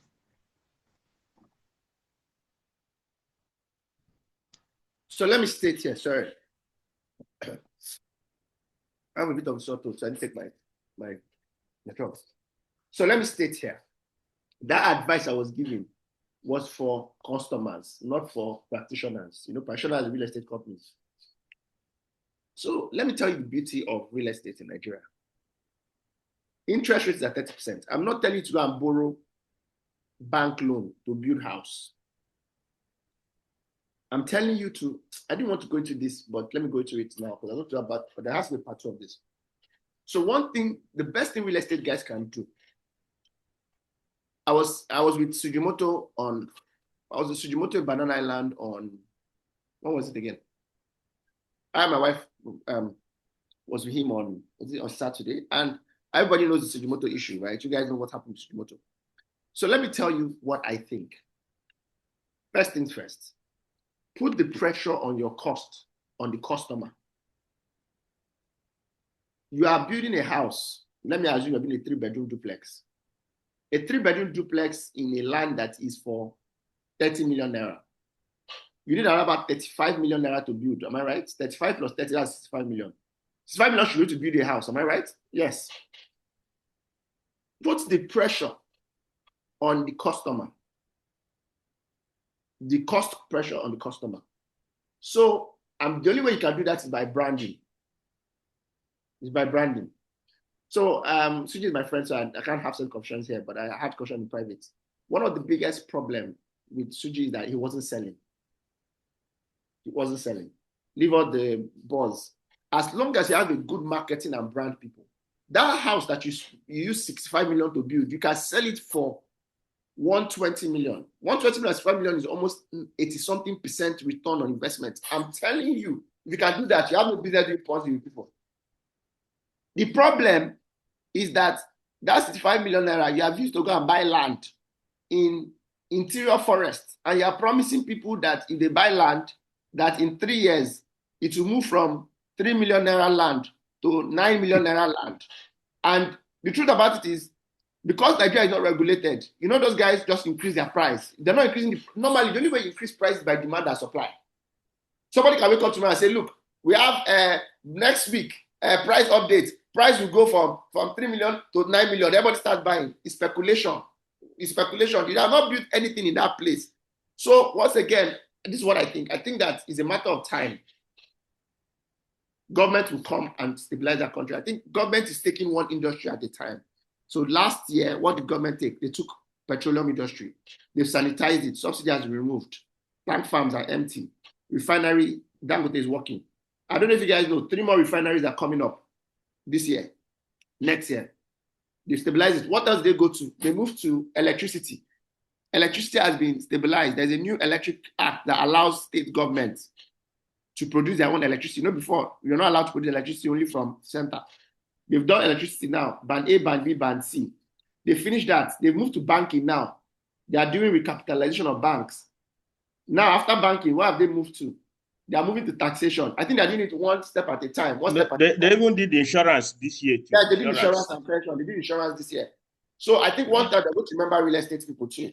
But for my real estate brothers here, since they not remembered you, enjoy your rainfall.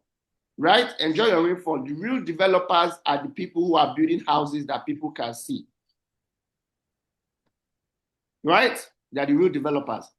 But because Nigerians I'm sorry to say, Nigeria is a conny country. Nigeria is a country of conny people trying to conny another conny people. 2 things that all Nigerians have in common is that Nigerians are conny, Nigerians are bullish. I always say that Nigeria is a country of bully by the bully for the bully. Everybody is bullying everybody. Because the president is passing, they block all the road for 1 hour. That's bullying. Right? Now, we have learned that for you to get anything from Nigeria, you bully Nigerians. So that's why when Donald Trump called us shithole country and country of something concern, right? Particular concern. And he said he's going to invade us without taking sovereignty rights. That was bullying. And I told people, look, don't forget that that's the same thing. What Donald Trump did to Nigeria is what Nigerian government does to us. Nigeria government can bring bulldozer and bulldoze your house without giving you due notice. What's the difference between that and somebody bringing in this thing to come and bomb you? So the guy that is paying 3 million to make 80% in the next 1 year, himself is a thief. The guy that collected the money, himself is a thief. And nobody gets it, right? So it's a country of all corny people. We only cry foul when our corniness does not work. You that you carry 3 million to make 6 million, you are a thief. Right? We don't like process. The guy that went to go and pay 10% tithes in January, hoping that by March, his money will turn 10,000 more first fruits, himself is a thief. Right? The truth about it is everybody is guying everybody. And sorry, I'm sounding very funny. Everybody in Nigeria are all interested set of people. You that does not want to work. You that they said you should come and read for exam. You said no. Somebody told you that if you read Psalm 47, it's not reading your book, that you would get A without reading. You said you're a thief, right? So everybody is a sharp guy in Nigeria. I'm really sorry to say. Everybody, see, look, let's not even go into government. The biggest culprit in this thing is everybody. I've come to control. Everybody in Nigeria is a guy man. Everybody in Nigeria is a guy man. How many of you people are here today? 71 people, have you? Let me just say now, I want to do crusade on this year is my year of something. See whether 1,000 people will not show up here. The diligence to know what data is saying, people can't be bothered. That's why I said mediocrity is the biggest problem Nigeria has. Sit down and do the work. You will not sit down and do the work. You're looking for shortcuts. Is it that you're looking for one herbalist to pray for you to do blood money? The people that are forming that they cannot do blood money, they're also the ones who are sleeping on miracle. I mean, I heard that somebody said, I'm not even going to that conversation now. If I get angry. Right. So you guys get it, right? So let's move on, right? All right. So where are we with this conversation? As in, what's your time? Please let me know. One of the things I think businesses can do better is diligence. Like I always say, one of the biggest prayer I can pray for my friend is he has a culture of excellence. Nigeria is a country where people are mediocre. The easiest way to break even in Nigeria is by doing things excellently well, because you stand out. Like people Nigerians are not excellent. Right? Everybody's not. Somebody said, "Is hope you're not guiding us to everybody like guy man." See, you know what's interesting about this question? There are very few people who are conscious of this thing. For the guys in the inner circle, we've talked about this inner circle thing before, that every human being has 3 tendencies. Maturity is how much you kill those tendencies before they kill you. Every human being has a chance of Machiavelli. Every human being has a tendency of psychopathism.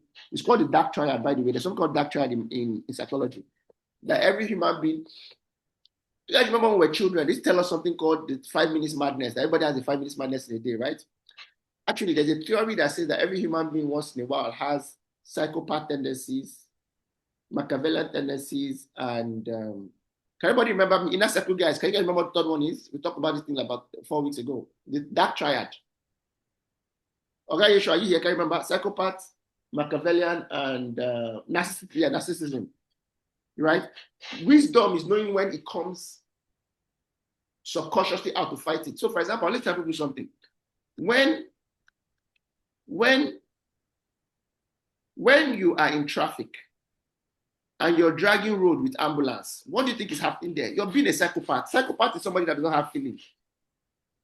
The president that is driving and paused everybody because he's passing 1 hour before he passes, or 1 hour before he passes. Yesterday, I saw a soldier guy almost beat up somebody because the guy was trying to cross pedestrian bridge on an express because the president is passing. Okay, pedestrian bridge, for Christ's sake. What did you ever think that what if that guy, right, had an emergency, his wife was in labor? So we all have, but wisdom is knowing when we say, look, let me be more empathetic.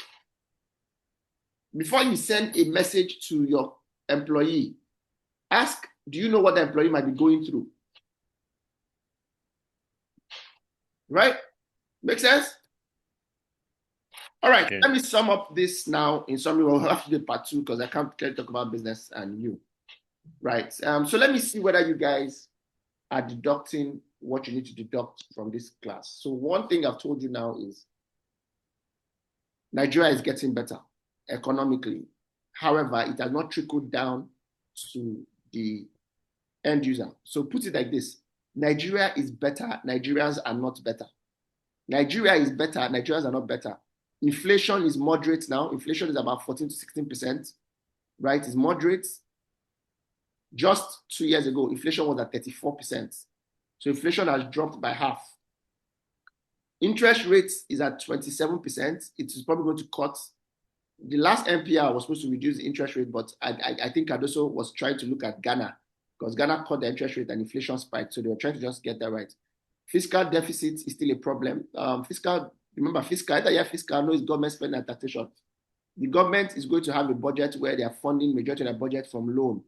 One of our biggest headache is loan repayment, right? Pre-election spending pressure is a problem. That's what the guy was saying. Election spending pressure is a problem, right? I think that we will spend lesser money because we don't have opposition. I don't see, if Peter Obi comes out as presidential candidate for ADC, that will be the biggest contender for Lagos, for Nigeria. I don't see him spending the type of money that Tinubu will spend. I don't think he's that kind of person. I also think that he has that kind of money to spend. But so I still know that regardless, pre-election spending is a problem. Fiscal reforms has been done. VAT adjustment has been done. Digital taxation is going to be done. Invoicing is going to happen. You're going to convert your NIN to TIN. Pension fund is liberalized. Banking recapitalization is happening. There'll be a lot of mergers and acquisition from January to March. Remember I said that. Dollar will stabilize at 1.4 to 1.5. So no shaking. Nigeria is not going to have a high dollar rate because one of the things you want to pay attention to is dollar rate. One thing that determines our dollar rate is our price per barrel rate in dollars and also our production capacity in BPD. That's barrel per production, right? Those are like the key things you must know and you must know. One thing you must do next year is to keep liquidity. I don't know where we got this concept of saving. Saving is a bad idea. In Nigeria, you save money, then the money saves you. You save money, then the money saves you. Carry that savings and put back in your business. It's the best way for entrepreneurs. I'm assuming that most of you guys are entrepreneurs. An employee, the caution is a bit different. You can invest in real estate, but remember that most real estate are Ponzi's, especially people selling lower land. It will take another 7 years to know whether you have land or not. If you doubt me, that your land that you said is 4 million, just carry tractor and go and start to clear the bush. You see the real owner of your land. Just try it. That your land that you bought 10 plots for 4 million, 40 million. Just tomorrow, carry tractor or carry people to start building fence. You see the real owner of that land. Right?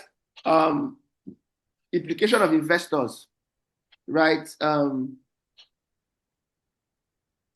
CBN's biggest priority is stabilize our rates, stabilize our inflation using our money. Eizu real owner or other owners, other co-owners, like you see in Port Harcourt. Even that real estate company, even themselves, when they go to site, the real owners shop. Except if you are lucky to have bought from government, right? You see, the good thing about Nigerian government is, well, let me not go to that because I've been too pro-government. Before people say that they sent me, right? All right. So, guys, hope this has been quite interesting for you guys, right? So yes, stocks to buy next year, stocks to buy next year, stocks to buy next year, stocks to buy next year. Not send me. So Dangote is trying to go to capital market to, if that happens, please buy Dangote refinery stock. If what happens, sir, please. Dangote is planning to go to the capital market next year. That's the refinery. Yes, the refinery. If it happens, please buy the stock. It's one of the most promising things that can happen next year. Those 5 banks, Fugaz, are the best stocks to buy in banking. I'm going to be biased. Wema Bank is a very promising bank. It's one of my favorite clients. Wema Bank, well, I don't know if Wema Bank is selling. I don't know. Fidelity Bank stock, yes. Insurance companies, yes. If you can buy stock from any insurance company, fantastic. And the reason for that, because of the insurance reform. More people will be packed into the insurance web.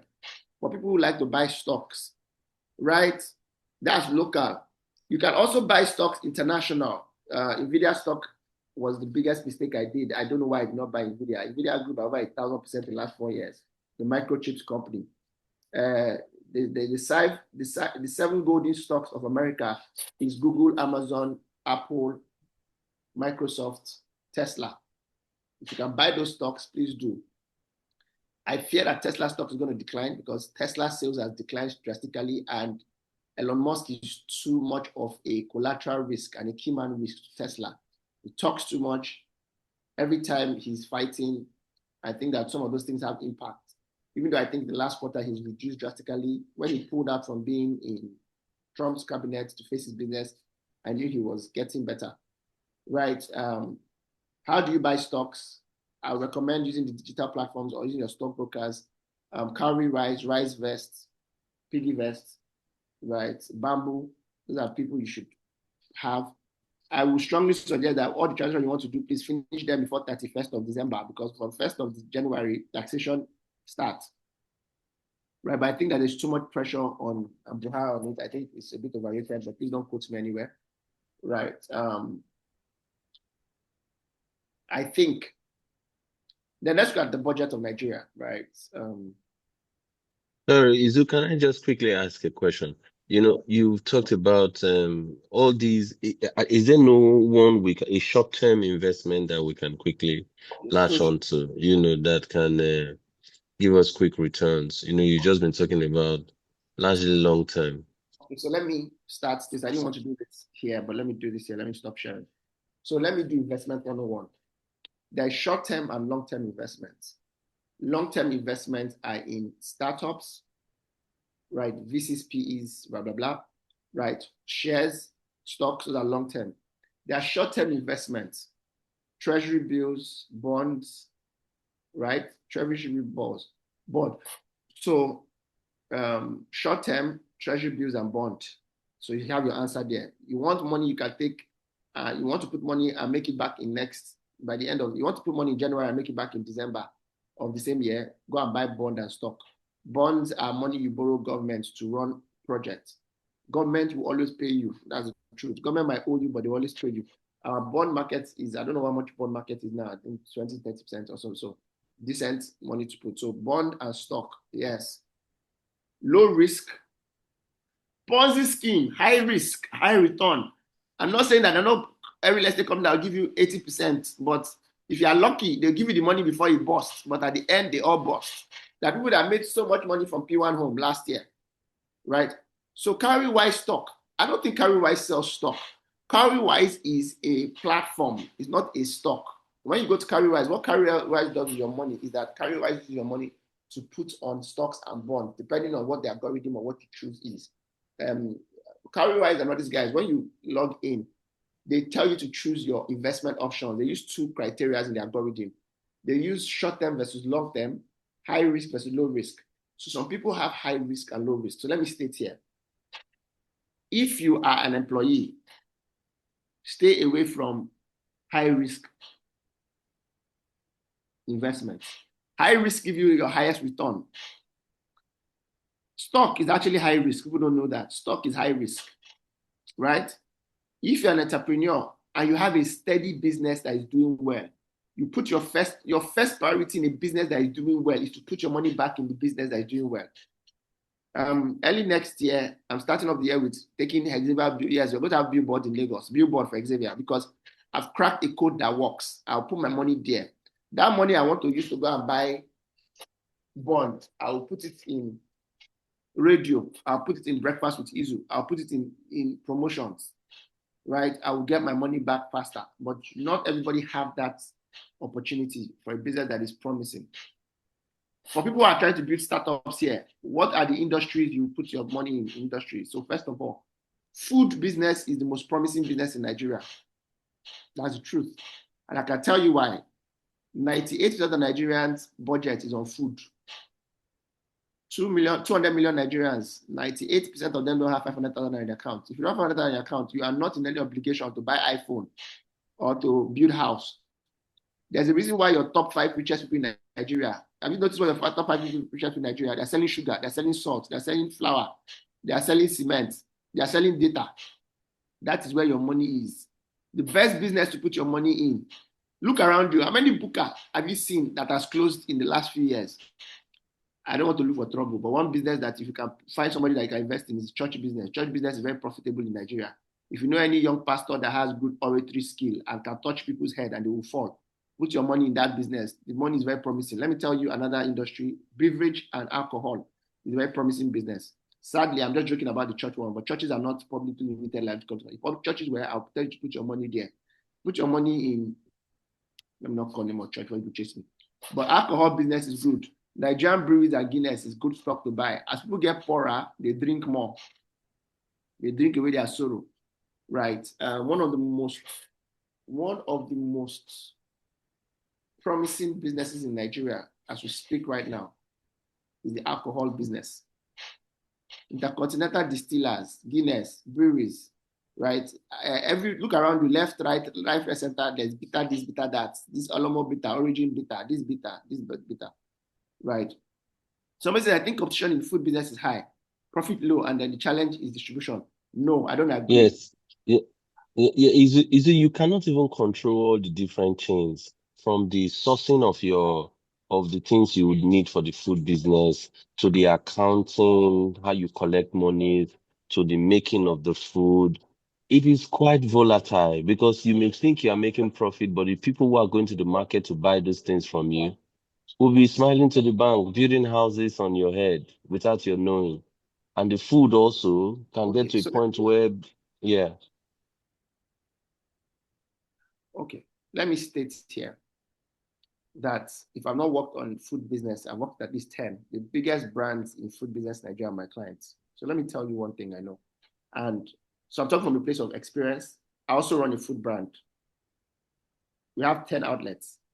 So when I tell you that food business is profitable, take it from there, it's profitable. Now, the problem with food business is if you don't have structure. If you don't have structure, first of all, the girls in your shop floor, those waiters and those bartenders are the ones that you're working for. If you don't have structure. Then, if you don't understand strategic sourcing, right? You know, I was talking to my wife for recent. There was a time we're spending as much as, for our juice, we're spending as much as 3 to 4 million naira.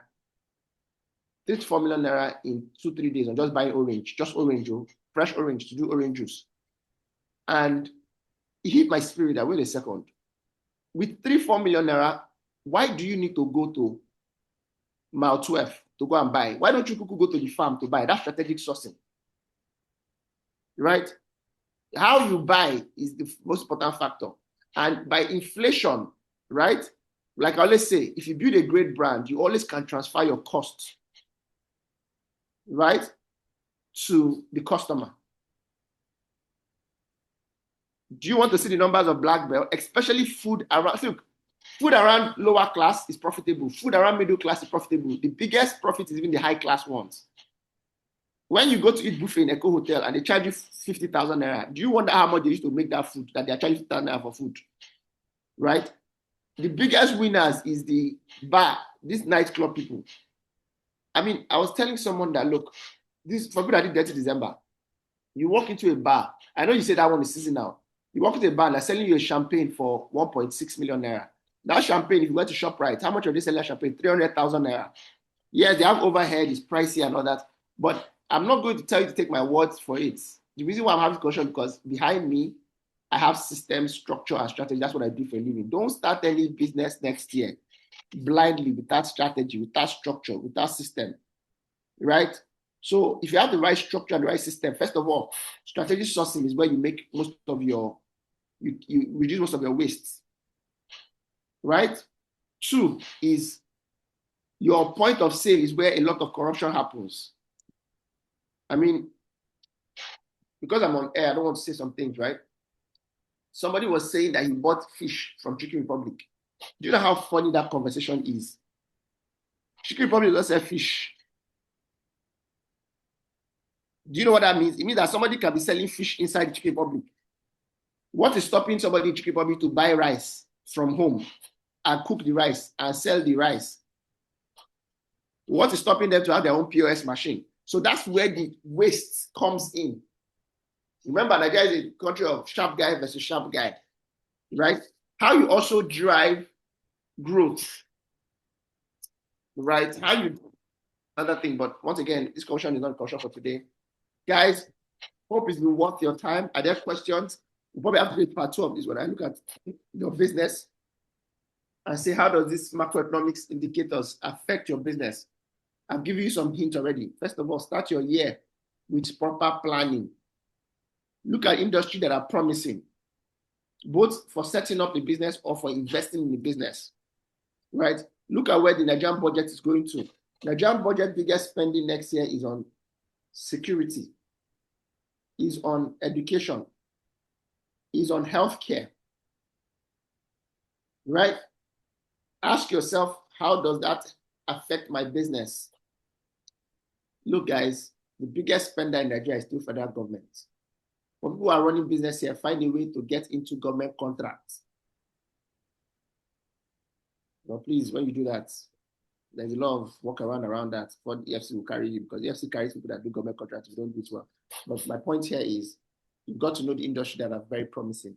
Real estate is actually very promising next year, right? Capital market, the stock market is one of the best in Nigeria currently. My fear with that is that when things get really high, there's nowhere else to go than down, right? Hospitality is very promising, especially in urban areas, right? Nightlife is getting bigger, right? Nightlife is getting bigger, right? There are industries that if you run a business, you must have them as clients, right? There are industries that are also struggling right now. Advertising is struggling right now. And one of the reasons why I'm talking about mainstream advertising, ATL, is because of the advent of influencers and digital marketers. A lot of big companies are taking out money from radio and TV and billboard and putting it with influencers, right? The Sabinuses of this world and the Tao of this world are the biggest winners of it. Brand ambassadors are getting more popular. One thing I would suggest to a lot of you guys here is put your business, put your money, put your advertising, how do I explain now? Put your advertising budget on the customer, not on billboards. I don't know if it makes sense. Put your advertising budget on the customer and not on billboards. Sorry, please, clarity, please. Okay, so let me state here. Let me give an example, right? So in one of our food retail brand, one of our companies, Hexavia company, so we had a budget to put on advertising. So let me assume you want to put 1 million on advertising every month.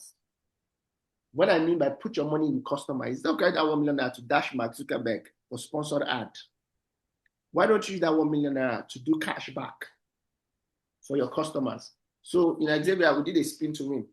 I say, if you buy above 40,000 naira in our food store, you will get something for free. So a lot of people were not buying up to 40,000 naira. So if somebody buys something at 25,000 naira, he wants to spin. Our sales girls tell him that he cannot spin. You guys get it because he not buy up to 40,000. So that's okay. If that's the case, they give me 4 juice and 2 sandwiches so that I get 40, I can spin. Do you guys get it now? Then I put your money in the business. Right? Okay. So let me give you another example. Put your money in the business. Let me give you another example. What OPE and Money Point did.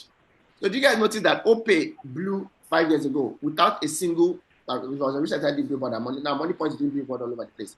They signed up Osime. But you guys realize that for the first 5 years, Money Point is not doing any advert. How was Money Point making money? It's 12 o'clock. Money Point puts the money on the customer, while every other bank was charge on transaction. Money Point was doing 0 charge on per transaction. Do you guys get it? So that 10 naira they are giving, they are not charging you, is the money they would have used for billboard. Do you guys get it? So let's do a math. 10 million customers times 10. That would have been 10 million times 10. Then 10 naira is what? That would have been $1 billion, right? That 1 billion that they have used to give LoSat, Tinubu's company, to put billboard, they use that 1 billion instead to give the POS girls. Are you guys following? That's the reason why the POS girl is not using First Bank or GT POS, is using OPay. Do you guys get it? Put the money back in the customer. 100 million, sorry, yes, 100 million. You put the money back in the customer.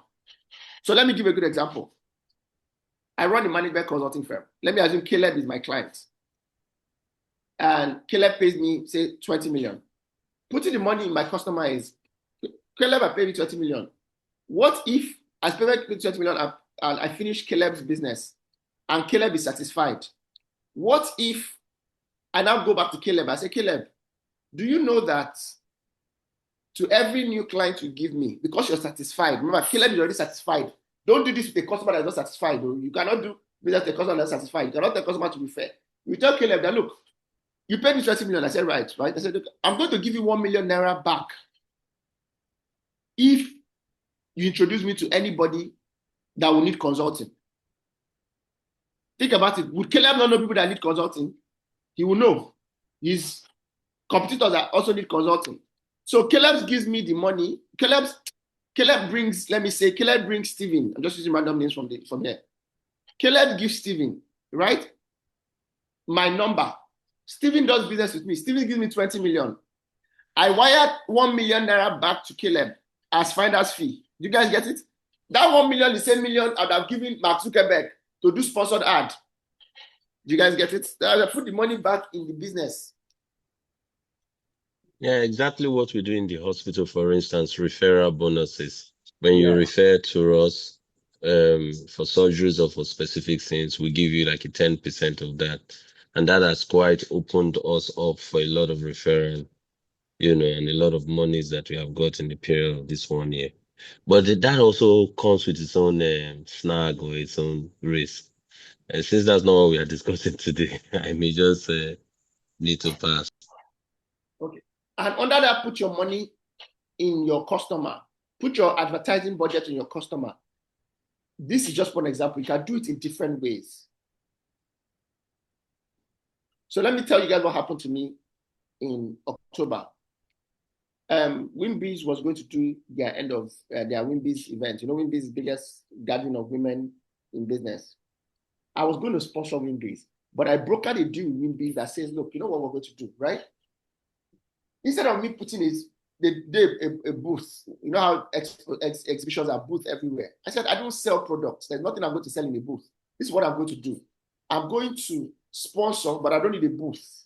What I need you to do instead is to do a broadcast to your team member, to your 1,000 plus attendants, saying that you are a partner with me for consulting. Do you guys get it? The returns on that money, I cannot use to buy hamper for your escorts as by the side. By the way, it's called ethical bribe. But you guys get my point. In business and in Nigeria, you've got to think more strategically on how you're going to do what you need to do. Right? So I hope that this has been worth your time. Right? One of the things we're going to do is we're going to have a part 2 where I'm going to now look at your business. I think there's nobody here that is in doubt of where the economy is going to next year. What industries are doing well? What industries are not going to do well? What industry should you put your money in? What industry should you not put your money in? Right. And also, more importantly, what are the strategic things you can do in terms of your growth? Now, let me also state something next year. For your staffing, their life is not going to get better, but what you can do is make your work better. So one thing we do in Hexavia is that we do free meals. What I realized about free meals is that free meals reduces your productivity loss. So most of the time, you find out that during break time, half of people are out of the office to go and eat. Why don't you just give them free meals so they don't leave the office? Right? Because they leave the office, they might spend 2 hours, they eat, they might spend 30 minutes. Do you guys get it? Who says that your staff must come to work every day? One thing I know is that post-COVID, you've got to find a way to do hybrid work. When you're hiring people, please ask them where are they coming from. Don't allow them bobo you to say, your office is like if it's one. I live in Ajangbadi, but I can be coming. If you hire that guy that comes from Ajangbadi, just give him another 2 months. He's going to start coming late. That's even if it comes at all. You've got to hire people that are close to your office. Right? In Hexavia, we have a home office where they live and come. It saves you because productivity must increase next year. Right? Then you must build a brand next year so that you can transfer your cost to your customer. Customers will never pay you more if you have a big brand. Customers will never pay you more. If you wake up tomorrow and increase price, customers will run. Right? But look, we're getting to that place in Hexavia where some people are doing work with us, not necessarily just because of the performance, but also because that's where the prosperous businesses are doing business with. I don't everybody get my point. You've got to push your brand. Find something you can do next year that's going to be unique, that's going to get you out of the way. Create a flagship product next year. Build partnership next year. The best form of marketing is not advertising, it is partnerships. If you're here, you don't have 10 different companies in partnership to bring you clients.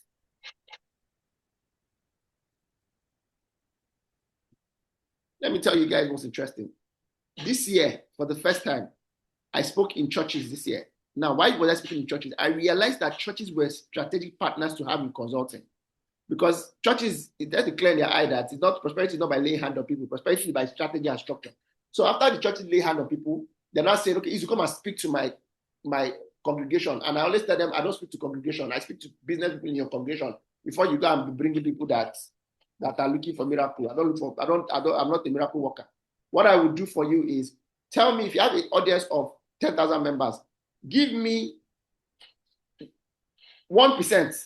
1% of 10,000 is 100. Give me your 100 CEOs that run business and put them in a room. I will come. I'll provide food for them. I will teach them strategy and structure. Then that your hand laying will not start to make more sense because grace is macro, strategy is micro. Does that make sense? Grace is macro. God's grace touches everybody. Micro is the main cocoa. So the pastor might not necessarily be lying when he said, this is your year of prosperity. That is macro. The micro is what are the strategy and structure to support that grace. So what I'm saying now, I've added in my partnership list, churches, account officers. Now, if you're real estate here, your partners should be build to change people. Because a lot of people put dollar in build to change in their domiciliary account 3 years ago, hoping that dollar would have moved from 1.4 to 1.9. Dollar has been on 1.4 all through this year. Am I right? 1.5, 1.4. They'll start moving that money. When they remove that money, the build to change guy should be able to say, okay, why you don't go buy land? Because he has partnership with you. Am I communicating? Is it making sense? You are selling real estate here. Go and carry your roll-up banner and put in where they are selling car. So that when somebody go and price G-Wagon and they say it's too expensive, his brain will say, okay, why don't I use that money to buy a smaller car, maybe a Range Rover, and use the remaining to buy land? Do you guys get it? But remember, that partnership comes from you aligning with them. Hey guys, hope it's worth your time. So cheers to a great year ahead. I'll let you guys know if there's going to be a part 2, but if you got value for this, do me a favor. Please say something nice. 2, wherever platform you heard about this from, please go back there and give your feedback. 3, we're available for your beginning of year strategy sessions. I couldn't have taken a lot of questions because of time, but I'm looking forward to speaking to you guys. I'm doing a tour to Abuja in Port Harcourt. If you're in Abuja and Port Harcourt and you want me to speak, it's not for free. Strategy session for next year. How to plan for next year. There's something we call BDO Have. And for people here who are part of the inner circle or who want to join the inner circle, we're starting the year with an accountability group. The accountability group is, if you're here and you want to be a part of our accountability for the first 3 months, please drop your phone number and email, or better yet, my colleagues will call you and then we'll see how we can be an accountability partner for you. There are 3 things that we drive with inner circle. 1 is strategy sessions. Imagine us following up with you every week for the next 3 months. Even by 5 by 4, we'll get it right. We'll share templates with you guys. By the way, if you want the slide that I'm using, this slide I'm using is a 68-page slide. I think I showed you just 6 page. Up to 68 slide. Drop your phone number and email, and I would send you the slide. Then lastly is don't start the year with that structure. Don't start the year with that structure. And what is structure? Structure is adjusting your team, having corporate governance, having KPIs and JDs, having an organogram that is functional so that they stop talking to you all the time. Nobody should be talking to you in your company except the person is the GM or a manager. Some of you in your company, if tissue has finished, it's you that will come and meet. If they need to buy fuel, it's you that will come and meet. If customer is complaining, it's you that will come and meet. Even God, oh God, Alpha and Omega, still has a team. He still has elders. He still has God the Father, God the Son, God the Holy Spirit. He still has order and hierarchy. Please go and create structure for your business next year. Structure is organogram design, is having a board, is having JDs and KPI for your key guys, is having appraisal systems, is communicating where you're going to in a vision for everybody to understand it and to get infected by it. Structure is you having a plan, marketing plan, operations plan, distribution plan. Another marketing, you've got to be able to say what worked this year, what did not work last year. And in closing, please, before the year starts, send all your team members an anonymous link. There's a link called Anonymous. If you're on our community, Gigi will send them the link to join our HBC community. If you're here right now, check the link. It's a Azure Business School community. We're going to share a lot of templates with you guys. There's a link called Anonymous link. Jay-Z uses it a lot to get feedback from themselves. The way Anonymous link works is that when you say something about somebody, nobody knows who said it. Send it to your team members and ask your team members, come, we had a good year, we had a bad year. Can you please tell me 3 things, what to start doing next year, what to stop doing next year, and what to continue doing next year? So you have feedback on what you're going to do better next year. Don't start the year from the same way you did it. They say it's sanity, you do the same thing over and over again and expecting a different result. Does that make sense, guys? Yes. So start the year with proper structure. This is the best time to start the year. The year will not change except you change something, right? It's not just wish and goal that changes a year. It's structure, it's strategy, it's habits, it's routine, it's accountability. If you don't have all of these things, yeah, I was telling somebody something that the biggest winner of New Year is crossover service. Some of us act like crossover service is one place where you jump in and everything changes. The real crossover service is to sit down with pen and pad and draw your SWOT analysis. What was my strength this year? What was my weakness this year? What was my opportunity this year? What was my threat this year? When you write down your strength, weakness, opportunity, and threat, you now look at your weakness and say, what can I do to change those weaknesses? What can I do to change those weaknesses? Right? Right? And then you change them. So send anonymous with SSC. SSC means what do I need to start? What do I need to stop? And what do I need to continue? By the way, Tunde Olukoya, is that Tunde the chess Guinness Book of Record warrior? Tunde, please, can you confirm that that's you? That name sounds familiar. Right? So it's important, right? That today, if it's you, I'm going to chat you up. There's a question I want us to have about strategy for next year. Right. So please, guys, I'm looking forward to an amazing year. The macroeconomics is looking good.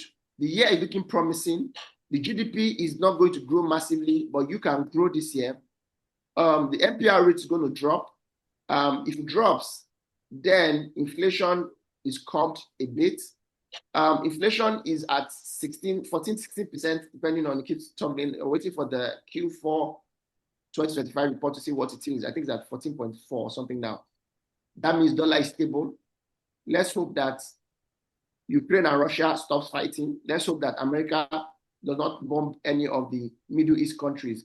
Nigeria produces 2 million barrels per day.